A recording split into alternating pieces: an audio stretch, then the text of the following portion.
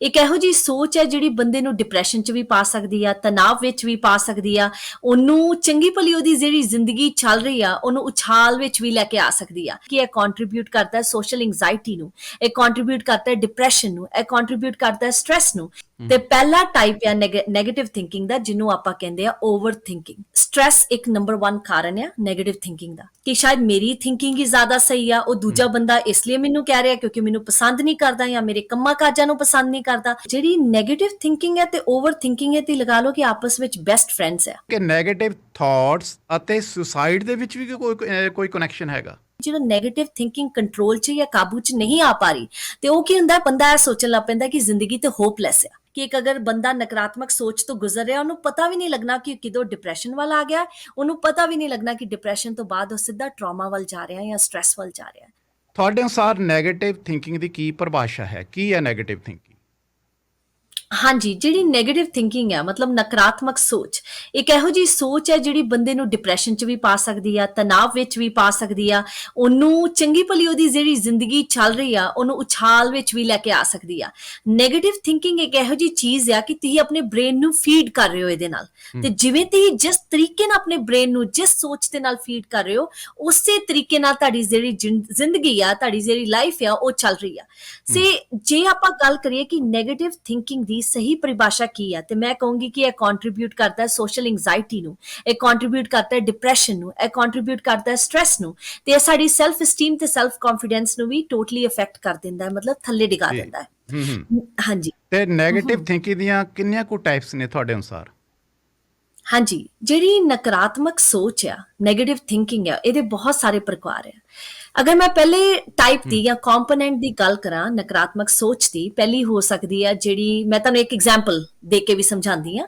Like for example, ਜਦੋਂ ਆਪਾਂ ਸੋਚਦੇ ਹਾਂ ਕਿ ਕੋਈ ਸਟ੍ਰੈਸ ਆ ਗਿਆ ਸਾਡੀ ਜ਼ਿੰਦਗੀ 'ਚ, ਚਾਹੇ ਉਹ ਜੌਬ ਉੱਤੇ ਆ ਗਿਆ ਜਾਂ ਪਰਸਨਲ ਲਾਈਫ ਜਾਂ ਪ੍ਰੋਫੈਸ਼ਨਲ ਲਾਈਫ ਉੱਤੇ ਆ ਗਿਆ, ਤੇ ਉਹਨੂੰ ਆਪਾਂ ਸੋਚਦੇ ਰਹਿਣਾ ਲਾਈਕ ਓਵਰ ਥਿੰਕਿੰਗ। ਤੇ ਪਹਿਲਾ ਟਾਈਪ ਆ ਨੈਗੇਟਿਵ ਥਿੰਕਿੰਗ ਦਾ, ਜਿਹਨੂੰ ਆਪਾਂ ਕਹਿੰਦੇ ਆ ਓਵਰ ਥਿੰਕਿੰਗ। ਮਤਲਬ ਇੱਕ ਹੀ ਚੀਜ਼ ਨੂੰ ਬਾਰ-ਬਾਰ ਸੋਚਦੇ ਰਹਿਣਾ ਕਿ ਉਹ ਅਗਰ ਇਹ ਹੋ ਗਿਆ ਤੇ ਇਹ ਹੋ ਜਾਏਗਾ, ਅਗਰ ਉਹ ਹੋ ਗਿਆ ਤੇ ਉਹ ਹੋ ਜਾਏਗਾ, ਨਾ ਸੋ ਪਾਣਾ ਨਾ ਖਾ ਪੀਣਾ। ਉਹ ਹੁੰਦੀ ਆ ਪਹਿਲੀ ਟਾਈਪ, ਜਿਹਨੂੰ ਆਪਾਂ ਕਹਿੰਦੇ ਆ ਓਵਰ ਥਿੰਕਿੰਗ, ਬਹੁਤ ਜ਼ਿਆਦਾ ਸੋਚਣ ਲੱਗ ਪੈਣਾ। ਦੂਜਾ ਟਾਈਪ ਹੁੰਦਾ ਡਿਪਰੈਸਿਵ ਥਿੰਕਿੰਗ, ਜਿਹੜਾ ਨੈਗੇਟਿਵ ਥਿੰਕਿੰਗ ਦਾ ਦੂਜਾ ਪ੍ਰਕਾਰ ਆ। ਮਤਲਬ ਇੰਨਾ ਸੋਚਣ ਲੱਗ ਪੈਣਾ ਕਿ ਪੂਰੇ ਡਿਪਰੈਸ਼ਨ 'ਚ ਹੀ ਚਲ ਜਾਣਾ।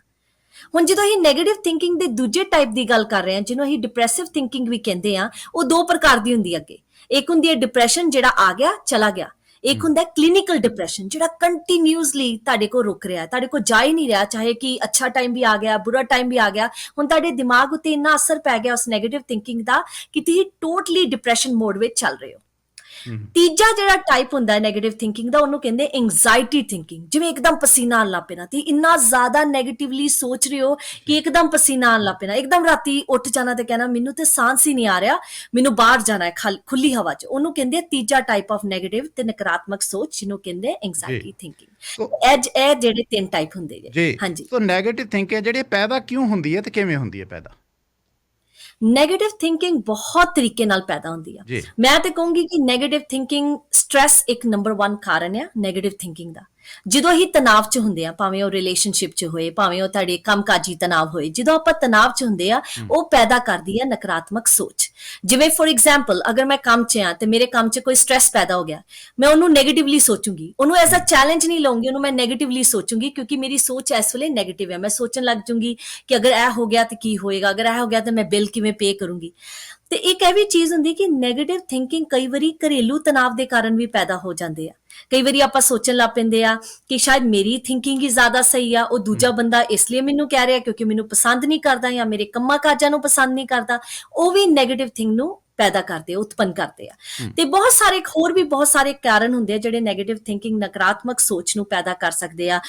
ਜਿਵੇਂ ਕਿ ਆਪਾਂ ਹਾਲਾਤ ਬਦਲ ਰਹੇ ਆ ਸਾਡੇ, ਜਾਂ ਬਹੁਤ ਸਾਰੇ ਚੇਂਜਸ ਤੇ ਵੇਰੀਏਸ਼ਨਸ ਹੋ ਰਹੀਆਂ ਸਾਡੀ ਲਾਈਫ ਵਿੱਚ, ਜ਼ਿੰਦਗੀ ਵਿੱਚ, ਉਹਦੇ ਕਰਕੇ ਵੀ ਨਕਾਰਾਤਮਕ ਸੋਚ ਪੈਦਾ ਹੋ ਜਾਂਦੀ ਆ। ਕਿ ਜਾਂ ਫਿਰ ਬਹੁਤ ਸਾਰੀ ਟ੍ਰੈਜਡੀ ਹੋਈ ਆ ਪਹਿਲੇ, ਤੇ ਟ੍ਰੈਜਡੀ ਤੋਂ ਬਾਅਦ ਟ੍ਰੈਜਡੀ ਹੋ ਗਈ ਆ, ਟਰਾਮਾ ਤੋਂ ਬਾਅਦ ਟਰਾਮਾ ਹੋ ਰਿਹਾ, ਉਹਦੇ ਕਰਕੇ ਵੀ ਜਿਹੜੀ ਨਕਾਰਾਤਮਕ ਸੋਚ ਆ ਉਹ ਪੈਦਾ ਹੋ ਸਕਦੀ ਆ। ਹੁਣ ਜਿਹੜੀ ਓਵਰ ਥਿੰਕਿੰਗ ਆਪਾਂ ਗੱਲ ਕਰੀਏ, ਕੀ ਓਵਰ ਥਿੰਕਿੰਗ ਹੈ ਜਿਹੜੀ ਇਹ ਨੈਗੇਟਿਵ ਥਿੰਕਿੰਗ ਦੇ ਨਾਲ ਕਨੈਕਟਡ ਹੈ ਕਿਤੇ? ਹਾਂਜੀ ਬਿਲਕੁਲ, ਜਿਹੜੀ ਨੈਗੇਟਿਵ ਥਿੰਕਿੰਗ ਹੈ ਤੇ ਓਵਰ ਥਿੰਕਿੰਗ ਹੈ, ਤੇ ਲਗਾ ਲਓ ਕਿ ਆਪਸ ਵਿੱਚ ਬੈਸਟ ਫਰੈਂਡਸ ਆ। ਹੁਣ ਇਹ ਕਿਵੇਂ ਬੈਸਟ ਫਰੈਂਡਸ ਆ, ਇਹਦੇ ਬਾਰੇ ਮੈਂ ਬਹੁਤ ਅੱਛੀ ਜਾਣਕਾਰੀ ਡਿਟੇਲ ਵਿੱਚ, ਥੋੜੀ ਜਿਹੀ ਡਿਟੇਲ ਵਿੱਚ ਦੂੰਗੀ। ਜਦੋਂ ਆਪਾਂ ਕਹਿੰਦੇ ਨਾ ਨੈਗੇਟਿਵ ਥਿੰਕਿੰਗ ਬੰਦੇ ਨੂੰ ਆ ਗਈ, ਫॉर एग्जाम्पल ਉਹ ਸੋਚਣ ਲੱਗ ਪਿਆ, ਹੁਣ ਇੱਕ ਬੱਚਾ ਹੀ ਆ, ਉਹ ਸੋਚਣ ਲੱਗ ਪਿਆ ਕੱਲ ਮੇਰਾ ਐਗਜ਼ਾਮ ਹੈ, ਮੈਂ ਤੇ ਫੇਲ ਹੀ ਹੋ ਜਾਣਾ, ਮੈਂ ਪੜਿਆ ਵੀ ਆ ਫਿਰ ਵੀ ਮੈਨੂੰ ਪਤਾ ਮੈਂ ਫੇਲ, ਇਹ ਹੈਗਾ ਨੈਗੇਟਿਵ ਥਿੰਕਿੰਗ। ਪਰ ਬਾਰ-ਬਾਰ ਇੱਕ ਚੀਜ਼ ਨੂੰ ਸੋਚਦੇ ਰਹਿਣਾ ਉਹਨੂੰ ਕਹਿੰਦੇ ਆ ਓਵਰ ਥਿੰਕਿੰਗ। ਤੇ ਨੈਗੇਟਿਵ ਥਿੰਕਿੰਗ ਓਵਰ ਥਿੰਕਿੰਗ ਨਾਲ ਇੰਟਰਕਨੈਕਟਡ ਇਸ ਕਰਕੇ ਆ ਕਿਉਂਕਿ ਨੈਗੇਟਿਵ ਥਿੰਕਿੰਗ ਤੋਂ ਬਾਅਦ ਹੀ ਤੇ ਓਵਰ ਥਿੰਕਿੰਗ ਪੈਦਾ ਹੁੰਦੀ ਆ, ਹਨਾ। ਤੇ ਨਾਲੇ ਇੱਕ ਚੀਜ਼ ਹੁੰਦੀ ਹੈ ਨਾ, ਜਿਵੇਂ ਆਪਾਂ ਹੁਣ ਬੈਠੇ ਆ, ਅਗਰ ਮੈਂ ਬਾਰ-ਬਾਰ ਇੱਕ ਆਪਣੀ ਪੈਨ ਨੂੰ ਆਪਣੇ ਸਾਹਮਣੇ ਰੱਖ ਲਾਂ ਤੇ ਉਹਨੂੰ ਮੈਂ ਦੇਖਦੀ ਰਵਾਂ, ਉਹ ਪੈਨ ਮੈਨੂੰ ਬੜਾ ਵੱਡਾ ਨਜ਼ਰ ਆਣਾ ਸ਼ੁਰੂ ਹੋ ਜਾਏਗਾ। ਉਸੇ ਤਰ੍ਹਾਂ ਸਾਡੀਆਂ ਸਮੱਸਿਆਵਾਂ ਹੁੰਦੀਆਂ, ਉਸੇ ਤਰ੍ਹਾਂ ਸਾਡੀਆਂ ਪ੍ਰੋਬਲਮਸ ਹੁੰਦੀਆਂ, ਜਦੋਂ ਉਹਨੂੰ ਅਸੀਂ ਕੰਟੀਨਿਊਸਲੀ ਵੇਖਦੇ ਰਹਿੰਦੇ ਆ, ਸੋਚਦੇ ਰਹਿੰਦੇ ਆ, ਉਹ ਛੋਟੀ ਹੋਣ ਦੇ ਬਾਵਜੂਦ ਵੱਡੀਆਂ ਹੋਣੀਆਂ ਸ਼ੁਰੂ ਹੋ ਜਾਂਦੀਆਂ। ਇਸ ਲਈ ਮੈਂ ਕਹੂੰਗੀ ਕਿ ਨੈਗੇਟਿਵ ਥਿੰਕਿੰਗ ਤੇ overthinking is like a best friend, ਇਹ ਆਪਸ 'ਚ ਇੱਕ ਦੋਸਤ ਦੀ ਤਰ੍ਹਾਂ ਹੈ। ਆਪਾਂ ਹੁਣ ਇਸ ਦੇ ਹਾਂਜੀ ਐਕਸਟ੍ਰੀਮ ਸਾਈਡ ਤੇ ਜਾਂਦੇ ਆ, ਜਿਹੜੀ ਨੈਗੇਟਿਵ ਥਿੰਕਿੰਗ, ਇਹ ਕਹਿ ਲਈਏ ਕਿ ਨੈਗੇਟਿਵ ਥਾਟਸ ਅਤੇ ਸੁਸਾਈਡ ਦੇ ਵਿੱਚ ਵੀ ਕੋਈ ਕਨੈਕਸ਼ਨ ਹੈਗਾ? ਹਾਂਜੀ ਬਿਲਕੁਲ ਬਿਲਕੁਲ, ਨੈਗੇਟਿਵ ਥਿੰਕਿੰਗ ਹੀ ਤੇ ਕਈ ਵਾਰੀ ਸੁਸਾਈਡਲ ਥਾਟਸ ਪੈਦਾ ਕਰ ਦਿੰਦੀ ਹੈ। ਜਦੋਂ ਅਸੀਂ ਨੈਗੇਟਿਵਲੀ ਸੋਚਦੇ ਰਹਿੰਦੇ ਹਾਂ, ਨਾ ਸਾਨੂੰ ਨੀਂਦ ਆ ਰਹੀ ਹੈ ਅੱਛੀ ਤਰ੍ਹਾਂ, ਨਾ ਹੀ ਖਾ ਰਹੇ ਹਾਂ ਅੱਛੀ ਤਰ੍ਹਾਂ, ਉੱਪਰੋਂ ਸਟ੍ਰੈਸ ਪੈਦਾ ਹੋ ਰਿਹਾ, ਉੱਪਰੋਂ ਤਣਾਅ ਪੈਦਾ ਹੋ ਰਿਹਾ, ਉੱਪਰੋਂ ਡਿਪਰੈਸ਼ਨ 'ਚ ਜਾ ਰਹੇ ਹਾਂ।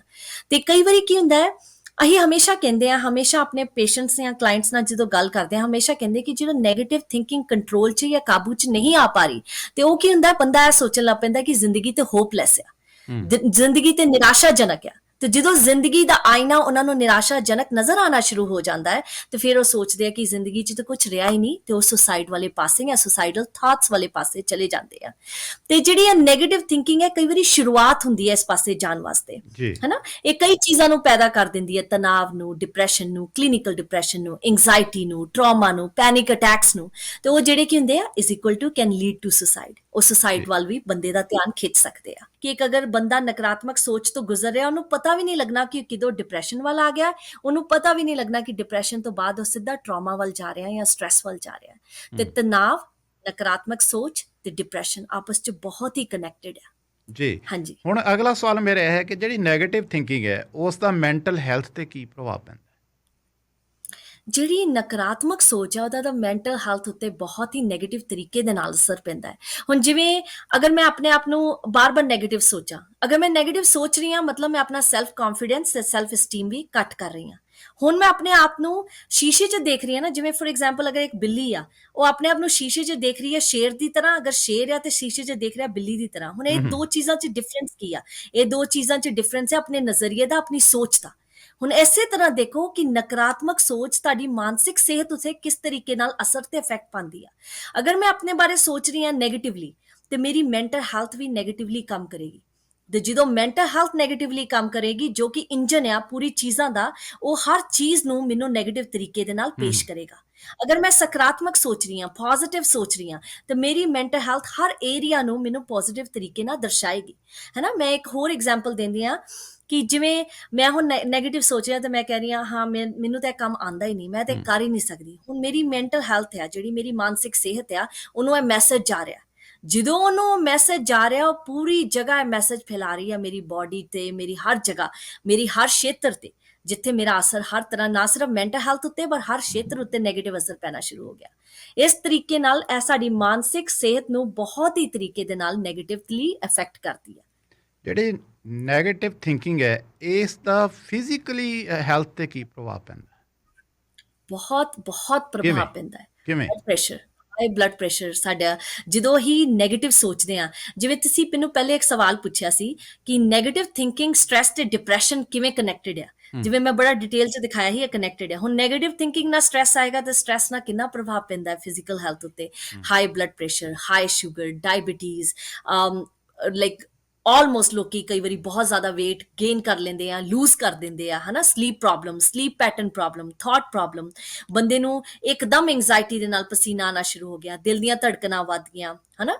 ਇਹ ਸਾਰੀ ਜਿਹੜੀ ਮੈਂਟਲ ਹੈਲਥ ਇਸ਼ੂਜ਼ ਹੈ, ਕਈ ਵਾਰੀ ਆਪਾਂ ਕਹਿੰਦੇ ਨਾ ਕਿ ਮੈਨੂੰ ਅੱਜ ਬਹੁਤ ਸਟਿਫਨੈਸ ਮਹਿਸੂਸ ਹੋ ਰਹੀ ਆ, ਮਤਲਬ ਮੇਰੀ ਨੈਕ ਉੱਤੇ ਜਾਂ ਮੇਰੇ ਲੱਤਾਂ ਬਹੁਤ ਦਰਦ ਹੋ ਰਹੀਆਂ, ਅੱਜ ਪੇਟ ਬਹੁਤ ਦਰਦ ਹੋ ਰਿਹਾ ਹੈ, ਕਿੱਥੋਂ ਅਸਰ ਜਾ ਰਿਹਾ ਹੈ? ਨੈਗੇਟਿਵ ਥਿੰਕਿੰਗ ਹੁਣ ਅਗਲੀ ਸਟੇਜ 'ਚ ਪਹੁੰਚ ਗਈ ਆ, ਮਤਲਬ ਡਿਪਰੈਸ਼ਨ ਤੇ ਸਟ੍ਰੈਸ। ਹੁਣ ਜਿਹੜਾ depression and stress is equal to negative physical health. ਤੇ ਇਸ ਤਰ੍ਹਾਂ ਜਿਹੜਾ ਆਪਣੀ ਨੈਗੇਟਿਵ ਥਾਟਸ ਆ, ਜਦੋਂ ਉਹ ਜਨਮ ਦਿੰਦੇ ਆ ਤਣਾਵ ਨੂੰ ਤੇ ਡਿਪਰੈਸ਼ਨ ਨੂੰ, ਉਹ ਸਾਡੀ ਫਿਜ਼ੀਕਲ ਮਤਲਬ ਸਾਡੀ ਸਰੀਰਕ ਸਿਹਤ ਉੱਤੇ ਵੀ ਗਲਤ ਅਸਰ ਪਾਉਂਦੇ ਨੇ। ਕਈ ਹਾਂਜੀ ਵਾਰੀ ਮਨਕਾ ਜੀ ਵੇਖਿਆ ਗਿਆ ਕਿ ਬਹੁਤ ਅੱਛੇ ਤੁਹਾਡੇ ਸੰਬੰਧ ਹੁੰਦੇ ਆ, ਰਿਸ਼ਤਾ ਬਹੁਤ ਮਜ਼ਬੂਤ ਹੁੰਦਾ ਹੈ, ਲੇਕਿਨ ਇੱਕ ਵਿਅਕਤੀ ਦੇ ਮਨ 'ਚ ਗਲਤਫਹਿਮੀ ਜਾਂ ਨੈਗੇਟਿਵ ਥਿੰਕਿੰਗ ਜਾਂ ਉਲਟੇ ਸਿੱਧੇ ਖਿਆਲ ਆਉਂਦੇ ਨੇ। ਸੋ ਇਹ ਉਲਟੇ ਸਿੱਧੇ ਖਿਆਲ ਕੀ ਜਿਹੜਾ ਰਿਸ਼ਤਾ ਹੈ ਉਸ ਨੂੰ ਵੀ ਪ੍ਰਭਾਵਿਤ ਕਰ ਸਕਦੇ ਨੇ? ਹਾਂਜੀ ਬਿਲਕੁਲ ਬਿਲਕੁਲ, ਜਿਹੜੇ ਸਾਡੇ ਸੋਚ ਹੁੰਦੀ ਆ ਸਾਨੂੰ ਹਰ ਏਰੀਆ 'ਚ ਸਾਡੇ ਅਫੈਕਟ ਕਰਦੀ ਆ। ਹੂੰ। ਅਗਰ ਪ੍ਰੋਫੈਸ਼ਨਲ ਸਾਡੇ ਕੰਮਕਾਜੀ ਏਰੀਆ 'ਚ ਵੀ ਅਫੈਕਟ ਕਰਦੀ ਹੈ ਤੇ ਸਾਡੇ ਰਿਲੇਸ਼ਨਸ਼ਿਪ 'ਚ ਵੀ ਅਫੈਕਟ ਕਰਦੀ ਆ। ਹੁਣ ਅਗਰ ਮੈਂ ਬਹੁਤ ਹੀ ਨੈਗੇਟਿਵ ਸੋਚ ਰਹੀ ਹਾਂ, ਨਕਾਰਾਤਮਕ ਸੋਚ ਰਹੀ ਹਾਂ, ਤੇ ਡੈਫੀਨੇਟਲੀ ਉਹ ਕਿਤੇ ਨਾ ਕਿਤੇ ਮੇਰੇ ਬੱਚਿਆਂ ਉੱਤੇ ਵੀ ਅਸਰ ਪਾ ਰਿਹਾ ਹੈ, ਕਿਤੇ ਨਾ ਕਿਤੇ ਮੇਰੇ ਪਾਰਟਨਰ ਉੱਤੇ ਵੀ ਅਸਰ ਪਾ ਰਿਹਾ, ਮੇਰੀ ਪੂਰੀ ਫੈਮਿਲੀ ਉੱਤੇ ਅਸਰ ਪਾ ਰਿਹਾ। ਹੁਣ ਮੈਂ ਨੈਗੇਟਿਵਲੀ ਸੋਚ ਰਹੀ ਹਾਂ, ਅਗਰ ਮੇਰੇ ਨਾਲ ਕੋਈ ਹੱਸ ਕੇ ਗੱਲ ਕਰੇਗਾ, ਮੈਂ ਪਹਿਲੀ ਗੱਲ ਤੇ ਹੱਸ ਕੇ ਗੱਲ ਹੀ ਨਹੀਂ ਕਰੂੰਗੀ, ਕਿਉਂਕਿ ਇਸ ਵੇਲੇ ਮੈਂ ਆਪਣੀ ਸੋਚ ਵਿੱਚ ਇੰਨੀ ਸਟਕ ਆ, ਹੂੰ। ਟ੍ਰੈਪਡ ਆ, ਇਹਨੂੰ ਕਹਿੰਦੇ ਥਿੰਕਿੰਗ ਟ੍ਰੈਪਸ। ਮੈਂ ਇੰਨੀ ਟ੍ਰੈਪਡ ਆ ਸੋਚ ਵਿੱਚ ਜਾਂ ਤਣਾਵ ਵਿੱਚ, ਡਿਪਰੈਸ਼ਨ ਉੱਤੇ, ਕਿ ਗੱਲ ਹੀ ਮਨ ਹੀ ਨਹੀਂ ਕਰੇਗਾ ਕਿਸੇ ਨਾਲ ਹੱਸ ਕੇ ਗੱਲ ਕਰ ਲਈਏ, ਮਨ ਹੀ ਨਹੀਂ ਕਰੇਗਾ ਕਿਸੇ ਨਾਲ ਅੱਛਾ ਟਾਈਮ ਬਤੀਤ ਕਰ ਲਈਏ, ਹੈ ਨਾ, ਕਿਉਂਕਿ ਅਸੀਂ ਉਸ ਚੀਜ਼ ਵਿੱਚ ਗੁਜ਼ਰੇ ਰਹੇ ਹਾਂ ਇਸ ਵੇਲੇ। ਤੇ ਇਸ ਕਰਕੇ ਜਿਹੜੀ ਨੈਗੇਟਿਵ ਸੋਚ ਹੁੰਦੀ ਹੈ, ਨਕਾਰਾਤਮਕ ਸੋਚ ਹੁੰਦੀ ਹੈ, ਰਿਲੇਸ਼ਨਸ਼ਿਪ ਉੱਤੇ ਵੀ ਬਹੁਤ ਅਸਰ ਪਾ ਦਿੰਦੀ ਆ, ਅਗਰ ਇਹਨੂੰ ਸਹੀ ਟਾਈਮ 'ਚ ਕਾਬੂ ਨਾ ਕੀਤਾ ਜਾਏ ਜਾਂ ਸਹੀ ਟਾਈਮ 'ਚ ਆਈਡੈਂਟੀਫਾਈ ਨਾ ਕੀਤਾ ਜਾਏ। ਹੂੰ ਹੂੰ। ਹਾਂਜੀ ਤੇ ਰਿਸ਼ਤੇ ਦੀ ਗੱਲ ਤਾਂ ਹੋ ਗਈ। ਹੁਣ ਕਈ ਵਾਰੀ ਇਹ ਹੁੰਦਾ ਹੈ ਕਿ ਬੰਦਾ ਆਪਣਾ ਕਿਤੇ ਨੌਕਰੀ ਕਰਦਾ ਹੈ ਤੇ ਜਿਹੜੀ ਨੈਗੇਟਿਵ ਸੋਚ ਹੈ, ਕੀ ਉਹ ਤੁਹਾਡੀ ਪ੍ਰੋਫੈਸ਼ਨਲ ਲਾਈਫ ਤੇ ਵੀ ਅਸਰ ਪਾ ਸਕਦੀ ਹੈ? ਹਾਂਜੀ ਹਾਂਜੀ ਬਿਲਕੁਲ ਪਾ ਸਕਦੀ ਹੈ, ਕਿਉਂਕਿ ਅਗਰ ਤੁਸੀਂ ਕੋਈ ਵੀ ਜੌਬ ਕਰ ਰਹੇ ਹੋ, ਚਾਹੇ ਤੁਸੀਂ ਕੰਮ ਕਰ ਰਹੇ ਹੋ, ਦਿਮਾਗੀ ਕੰਮ ਕਰ ਰਹੇ ਹੋ ਜਾਂ ਲੇਬਰ ਜੌਬ ਕਰ ਰਹੇ ਹੋ, ਕਿਸੇ ਵੀ ਤਰੀਕੇ ਦਾ ਕੰਮ ਕਰ ਰਹੇ ਹੋ, ਜੇ ਤੁਸੀਂ ਆਪਣੇ ਸੋਚ ਵਿੱਚ ਸਟਕ ਹੋ, ਤੁਸੀਂ ਉਹ ਕੰਮ ਨੂੰ 100% ਨਹੀਂ ਦੇ ਪਾਓਗੇ। ਤੁਸੀਂ ਕੰਮ ਨੂੰ 100% ਕਿਦੋਂ ਦਿੰਦੇ ਹੋ? ਜਦੋਂ ਤੁਹਾਡੀ ਕੰਸੈਂਟਰੇਸ਼ਨ ਕਲੀਅਰ ਹੁੰਦੀ ਆ, ਹੂੰ। ਜਦੋਂ ਤੁਸੀਂ ਸਹੀ ਸੋਚ ਰਹੇ ਹੁੰਦੇ ਹੋ, ਪੋਜ਼ਿਟਿਵ ਸੋਚ ਰਹੇ ਹੁੰਦੇ ਆ, ਤੁਹਾਡੀ ਸੋਚ ਰੀਫਰੈਸ਼ ਹੁੰਦੀ ਹੈ, ਹੈ ਨਾ। ਤੁਹਾਨੂੰ ਸਾਨੂੰ ਸੈਟਰਡੇ ਸੰਡੇ ਬ੍ਰੇਕ ਕਿਉਂ ਮਿਲਦੀ ਆ, ਸਾਨੂੰ ਵੀਕਐਂਡ ਕਿਉਂ ਮਿਲਦਾ ਹੈ? ਤਾਂ ਕਿ 2 ਦਿਨ ਛੁੱਟੀਆਂ ਕਿਉਂ ਦਿੰਦੇ ਆ ਸਾਨੂੰ? ਇਸ ਲਈ ਦਿੰਦੇ ਆ ਕਿ ਰੀਫਰੈਸ਼ ਹੋ ਕੇ ਦੁਬਾਰਾ ਕੰਮ ਸਟਾਰਟ ਕਰ ਸਕੀਏ। ਹੁਣ ਜਿਹੜੀ ਇਹ ਨੈਗੇਟਿਵ ਸੋਚ ਹੈ, ਨਕਾਰਾਤਮਕ ਸੋਚ ਆ, ਇਹ ਸਾਡੀ ਉਸ ਸੋਚ ਨੂੰ, ਸਾਡੀ ਉਸ ਕੰਸੈਂਟਰੇਸ਼ਨ ਨੂੰ ਸਟਕ ਕਰਕੇ ਰੱਖ ਰਹੀ ਆ। ਹੂੰ। ਜਦੋਂ ਉਹ ਸਟਕ ਕਰਕੇ ਰੱਖ ਰਹੀ ਆ, ਅਸੀਂ ਕਿਸੇ ਵੀ ਕੰਮ 'ਚ 100% ਨਹੀਂ ਦੇ ਪਾਵਾਂਗੇ। ਜਦੋਂ ਅਸੀਂ ਕਿਸੇ ਵੀ ਕੰਮ 'ਚ 100% ਨਹੀਂ ਦੇ ਪਾਵਾਂਗੇ, ਇਵੈਂਚੁਅਲੀ ਉਹਦਾ ਆਊਟਕਮ ਵੀ ਨੈਗੇਟਿਵ ਨਿਕਲੇਗਾ। ਤੇ ਇਸ ਕਰਕੇ ਉਹ ਪ੍ਰੋਫੈਸ਼ਨਲ ਲਾਈਫ ਨੂੰ ਵੀ ਅਫੈਕਟ ਕਰ ਪਾਉਂਦੀ ਹੈ। ਕਈ ਵਾਰੀ ਤੇ ਮਨ ਹੀ ਉੱਠ ਜਾਂਦਾ ਕੰਮ ਤੋਂ, ਦਿਲ ਹੀ ਨਹੀਂ ਕਰਦਾ ਕੰਮ ਕਰਨ ਦਾ, ਕਿਉਂਕਿ ਅਸੀਂ ਉਹ ਸੋਚ 'ਚ ਹੀ ਇੰਨੇ ਸਟਕ ਹੋ ਚੁੱਕੇ ਹਾਂ, ਉਸ ਸੋਚ 'ਚ ਇੰਨੇ ਫਸ ਚੁੱਕੇ ਹਾਂ ਕਿ ਕਈ ਵਾਰ ਅਗਲੇ ਦਿਨ ਕੰਮ 'ਚ ਜਾਣ ਦਾ ਹੀ ਨਹੀਂ ਦਿਲ ਕਰਦਾ। ਹੀ ਬਹਾਨੇ ਲਗਾਉਂਦੇ ਆ ਕਿ ਮੈਨੂੰ ਬੁਖਾਰ ਹੋ ਗਿਆ, ਵਾਇਰਲ ਹੋ ਗਿਆ, ਮੈਂ ਅੱਜ ਕੰਮ 'ਚ ਨਹੀਂ ਜਾ ਪਾਵਾਂਗਾ। ਤਾਂ ਕਿਸੇ ਨਾ ਕਿਸੇ ਤਰੀਕੇ ਸਾਡੀ ਪ੍ਰੋਫੈਸ਼ਨਲ ਲਾਈਫ ਨੂੰ ਵੀ ਅਫੈਕਟ ਕਰ ਰਹੀ ਹੈ। ਤੁਸੀਂ ਆਪਣੇ ਨੈਗੇਟਿਵ ਥਾਟਸ ਨੂੰ ਕਿਵੇਂ ਆਇਡੈਂਟੀਫਾਈ ਕਰੋਗੇ? ਕਿਸ ਤਰ੍ਹਾਂ ਸਾਨੂੰ ਪਤਾ ਲੱਗੇਗਾ ਕਿ ਤੁਹਾਡੇ ਜਾਂ ਫਲਾਣੇ ਦੇ ਮਨ 'ਚ ਨੈਗੇਟਿਵ ਥਾਟਸ ਨੇ? ਹਾਂਜੀ, ਜਦੋਂ ਆਪਾਂ ਕਿਵੇਂ ਸਾਨੂੰ ਪਤਾ ਲੱਗੇਗਾ ਕਿ ਸਾਡੇ ਆਹ ਨਕਾਰਾਤਮਕ ਸੋਚ ਚੱਲ ਰਹੀ ਹੈ? ਜਦੋਂ ਅਸੀਂ ਕਈ ਵਾਰੀ ਬਿਨਾਂ ਸੋਚੇ ਫਟਾਫਟ ਰਿਜ਼ਲਟ 'ਚ ਆ ਜਾਈਏ, ਇਹਦਾ ਮਤਲਬ ਕਿ ਨੈਗੇਟਿਵ ਥਾਟ ਵਿੱਚ ਆਪਾਂ ਸਟਕ ਹੋ ਗਏ ਹਾਂ, ਹੈ ਨਾ। ਹੂੰ। ਜਿਹਨੂੰ ਅਸੀਂ ਕਹਿੰਦੇ ਆ ਜੰਪਿੰਗ ਟੂ ਕਨਕਲੂਜਨ, ਇਹ ਬਹੁਤ ਇੱਕ ਰੈੱਡ ਫਲੈਗ ਹੈ ਕਿ ਅਸੀਂ ਨੈਗੇਟਿਵ ਸੋਚ ਵਿੱਚ ਟਰੈਪ ਹੋ ਚੁੱਕੇ ਹਾਂ।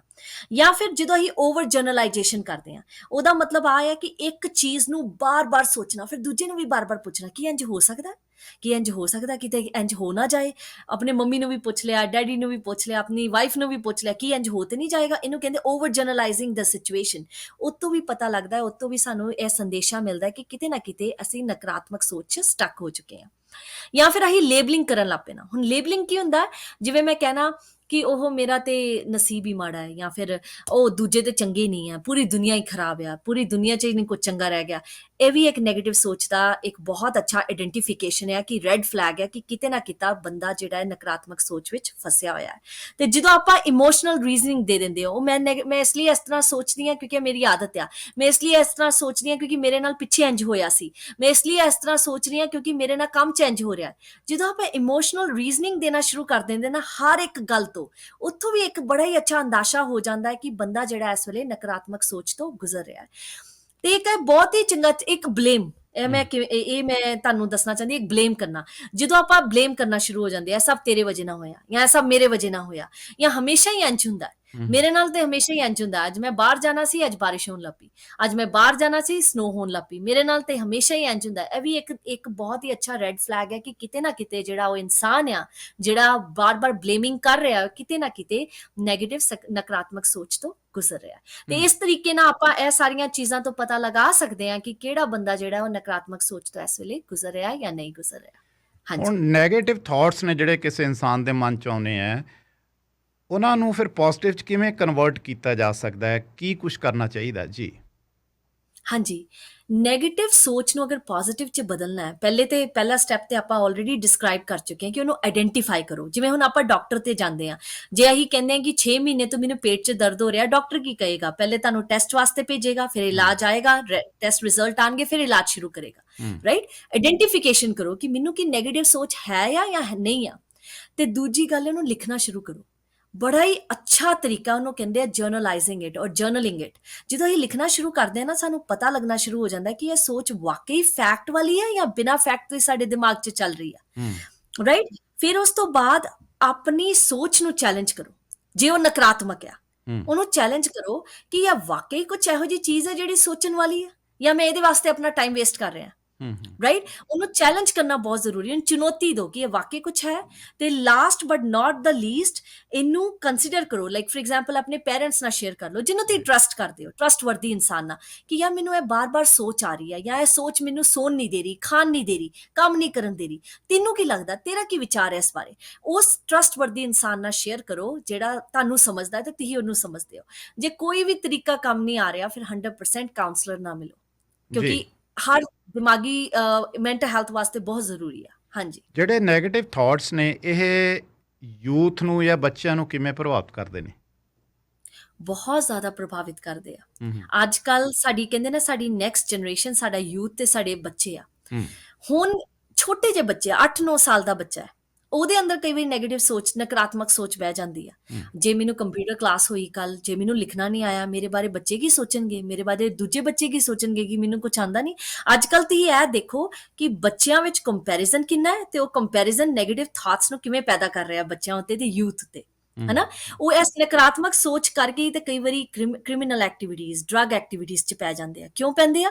ਕਿਉਂਕਿ ਉਹਨਾਂ ਦੀ ਸੋਚ ਇੰਨੀ ਨੈਗੇਟਿਵ ਹੋ ਗਈ ਹੁੰਦੀ ਹੈ ਕਿ ਉਹਨਾਂ ਨੂੰ ਇੱਕ ਚਾਹੀਦਾ ਹੁੰਦਾ ਇਹੋ ਜਿਹਾ ਸਾਥ, ਜਿਹੜਾ ਉਹਨਾਂ ਨੂੰ ਇਸ ਤੋਂ ਬਾਹਰ ਨਿਕਲੇ, ਤੇ ਉਹਨਾਂ ਨੂੰ ਕੁਝ ਸਮਝ ਨਹੀਂ ਆਉਂਦਾ, ਤੇ ਉਹ ਨਕਾਰਾਤਮਕ ਲਾਈਨ ਵੱਲ ਚੱਲਣ ਲੱਗ ਪੈਂਦੇ ਆ, ਸੁਸਾਈਡਲ ਥਾਟਸ ਵੱਲ ਚੱਲਣ ਲੱਗ ਪੈਂਦੇ ਆ। ਤੇ ਅੱਜ ਕੱਲ ਪ੍ਰੈਸ਼ਰ ਹੀ ਇੰਨਾ ਹੈ ਬੱਚਿਆਂ ਉੱਤੇ ਵੀ ਬਹੁਤ ਪ੍ਰੈਸ਼ਰ ਆ, ਸਟ੍ਰੈਸ, ਕਈ ਵਾਰੀ ਤਣਾਅ ਲੈਣਾ ਸ਼ੁਰੂ ਹੋ ਜਾਂਦੇ ਆ। ਬਹੁਤ ਸਰਕਮਸਟੈਂਸਿਸ ਹੈ ਜਿਹੜੇ ਤਣਾਅ ਪੈਦਾ ਕਰ ਦਿੰਦੇ ਬੱਚਿਆਂ ਉੱਤੇ, ਘਰਾਂ ਦੇ ਹਾਲਾਤ ਵੀ ਤਣਾਅ ਪੈਦਾ ਕਰ ਦਿੰਦੇ ਆ ਬੱਚਿਆਂ ਉੱਤੇ, ਕਿ ਉਹਨਾਂ ਦੀ ਸੋਚ ਜਿਹੜੀ ਆ ਨੈਗੇਟਿਵ ਹੋ ਜਾਂਦੀ ਆ। ਕਈ ਵਾਰੀ ਆਪਾਂ ਇਹ ਦੇਖਿਆ ਕਿ ਬੱਚੇ ਕਈ ਵਾਰੀ ਦੂਜੇ ਉੱਤੇ ਟਰਸਟ ਨਹੀਂ ਕਰਦੇ। ਕਿਉਂ ਨਹੀਂ ਕਰਦੇ? ਜਦੋਂ ਦੇਖਦੇ ਆ ਕਿ ਘਰ ਇੱਕ ਲੜਾਈ ਵਾਲਾ ਮਾਹੌਲ ਬਣਿਆ ਹੋਇਆ, ਜਾਂ ਲੜਦੇ ਹੀ ਰਹਿੰਦੇ ਆ ਪੇਰੈਂਟਸ, ਤੇ ਉਹਨਾਂ ਨੂੰ ਲੱਗਦਾ, ਉਹਨਾਂ ਦੀ ਸੋਚ ਹੀ ਨੈਗੇਟਿਵ ਬਣ ਜਾਂਦੀ ਆ ਕਿ ਅਗਰ ਮੈਂ ਵੀ ਕਿਸੇ ਨਾਲ ਦੋਸਤੀ ਕਰਾਂਗਾ ਜਾਂ ਟਰਸਟ ਕਰਾਂਗਾ, ਉਹਨੇ ਵੀ ਮੈਨੂੰ ਛੱਡ ਕੇ ਚਲ ਜਾਣਾ, ਉਹਨੇ ਵੀ ਮੇਰੇ ਨਾਲ ਲੜਨ ਲੱਗ ਪੈਂਦਾ। ਤੇ ਇਸ ਤਰੀਕੇ ਨਾਲ ਬੱਚਿਆਂ, ਜਿਹੜੇ ਸਰਕਮਸਟੈਂਸਿਸ ਹੁੰਦੇ ਆ, ਸਿਚੁਏਸ਼ਨਸ ਹੁੰਦੀਆਂ, ਉਹ ਬੱਚਿਆਂ ਨੂੰ ਵੀ ਨੈਗੇਟਿਵ, ਨਕਾਰਾਤਮਕ ਸੋਚ ਪੈਦਾ ਕਰ ਦਿੰਦੀ ਹੈ, ਯੂਥ ਵਿੱਚ ਵੀ ਕਰ ਦਿੰਦੀ ਹੈ। ਹਾਂਜੀ। ਅਖੀਰ ਦੇ ਵਿੱਚ ਟਿਪਸ ਕੀ ਦੇਣਾ ਚਾਹੋਗੇ ਤੁਸੀਂ ਇਸ ਦੇ ਬਾਰੇ? ਹਾਂਜੀ, ਨਕਾਰਾਤਮਕ, ਜਿਵੇਂ ਮੈਂ ਪਹਿਲੇ ਵੀ ਕਿਹਾ ਸੀ ਕਿ ਆਪਾਂ ਇਨਸਾਨ ਆ, ਅਸੀਂ 24 ਆਵਰਸ ਨਾ ਪੋਜ਼ਿਟਿਵ ਤੇ ਸੋਚ ਨਹੀਂ ਸਕਦੇ। ਹੂੰ। ਆਪਣੀ ਸੋਚ ਨੂੰ ਨਿਊਟਰਲ ਲੈ ਕੇ ਆਓ, ਜਿਹਨੂੰ ਅਸੀਂ ਕਹਿੰਦੇ ਆ ਹੈਲਦੀ ਥਿੰਕਿੰਗ। ਨੈਗੇਟਿਵ ਸੋਚੋ, ਪੋਜ਼ਿਟਿਵ ਸੋਚੋ, ਫਿਰ ਵਿਚਲਾ ਸੋਲੂਸ਼ਨ ਕੱਢੋ। ਹੂੰ। ਇੱਕ ਬਹੁਤ ਹੀ ਅੱਛੀ ਗੱਲ ਹੈ ਜਿਹੜੀ ਮੈਂ ਹਮੇਸ਼ਾ ਸਿੱਖੀ ਆ, ਕਿ ਇਹੋ ਜੀ ਕੋਈ ਚੀਜ਼ ਨਹੀਂ ਆ ਜਿਹੜੀ ਇੰਪੋਸੀਬਲ ਹੈ। Even impossible word says I am possible. ਤੇ ਜੇ ਤੁਹਾਨੂੰ ਲੱਗਦਾ ਹੈ ਕਿ ਨੈਗੇਟਿਵ ਸੋਚ 'ਚ ਬਹੁਤ ਜ਼ਿਆਦਾ ਸਟਕ ਹੋਏ ਪਏ ਆ, ਆਪਣੇ ਕਾਉਂਸਲਰ ਨਾਲ ਮਿਲੋ, ਜਾਂ ਆਪਣੀ ਸੋਸ਼ਲ ਸਪੋਰਟ ਰਹੋ, ਜਾਂ ਵਾਕ ਵਾਸਤੇ ਜਾਓ, ਯੋਗਾ ਕਰਨਾ ਸਟਾਰਟ ਕਰੋ, ਮੈਡੀਟੇਸ਼ਨ, ਮਾਈਂਡਫੁਲਨੈਸ ਸਕਿੱਲਸ ਕਰਨੀਆਂ ਸਟਾਰਟ ਕਰੋ। ਇਹਦੇ ਨਾਲ ਕੀ ਹੁੰਦਾ ਕਿ ਬੰਦੇ, ਮੈਂ ਨਹੀਂ ਕਹਿੰਦੀ ਕਿ ਨੈਗੇਟਿਵ ਥਾਟਸ ਜੜ ਤੋਂ ਖਤਮ ਹੋ ਜਾਂਦੇ ਆ, ਪਰ ਕਿਤੇ ਨਾ ਕਿਤੇ ਅਸਰ ਪੈਣਾ ਸ਼ੁਰੂ ਹੋ ਜਾਂਦਾ ਉਹਦੇ ਉੱਤੇ।